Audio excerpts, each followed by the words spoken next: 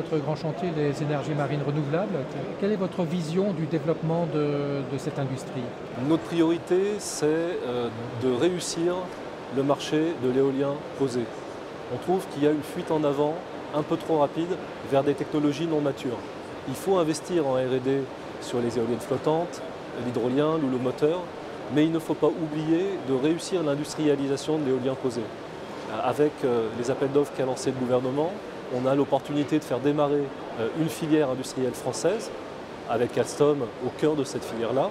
On a toutes les compétences chez STX, chez les PME de la navale, pour accompagner Alstom vers cette réussite sur les EMR. Mais l'objectif d'Alstom et l'objectif de la région, ce n'est pas simplement d'équiper les parcs à proximité, c'est de pouvoir prendre des marchés en Europe et de faire en sorte que les industriels français et européens soient réellement dominants sur ce marché mondial à travers leurs efforts de compétitivité, à travers l'innovation qu'ils vont mener, les gains qu'ils vont réaliser sur les machines, sur leur installation, sur leur maintenance, qui vont permettre de réduire le coût de l'électricité produite. Donc ça, c'est un enjeu industriel majeur et global, et il faut que la France et l'Europe se concentrent d'abord sur cet enjeu de l'éolien posé, avant de foncer sur des technologies qui seront peut-être matures dans 5, 10 ou 15 ans. En matière d'éolien, on pense souvent aux éoliennes elles-mêmes. Oui. Est-ce qu'il y a d'autres activités à soutenir dans le cadre du développement de l'éolien, en matière notamment de construction navale et de formation? Alors d'abord, les éoliennes, c'est déjà un monde en soi. On est très content d'avoir un accord avec nos amis de Cherbourg, les pales, l'EMA à Cherbourg, les générateurs, les nacelles à Nantes-Saint-Nazaire. Et sur un générateur, il y a 900 pièces. Donc oui, il y a de quoi innover pour plein de gens. Ce ne sont pas des produits finis, déjà complètement cadrés ou maîtrisés. Alors ensuite, il y a les navires poseurs d'éoliennes.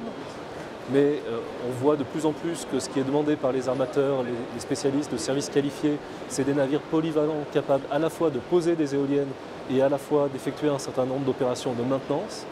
Donc ensuite, il faut spécialiser des entreprises sur la maintenance des éoliennes en mer, ce qui n'est pas exactement le même métier que l'éolien en terre.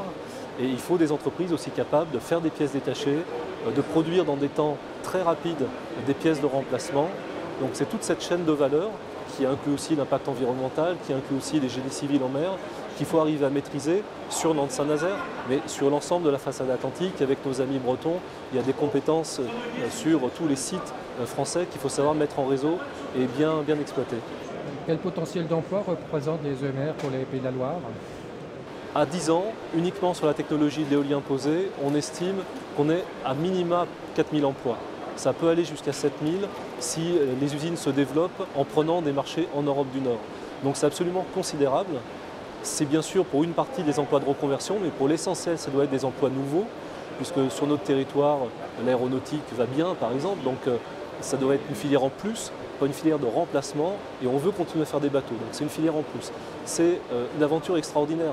C'est la première fois depuis l'après-guerre que l'on peut faire émerger une nouvelle filière industrielle dans notre région, et une nouvelle filière industrielle autour de la mer.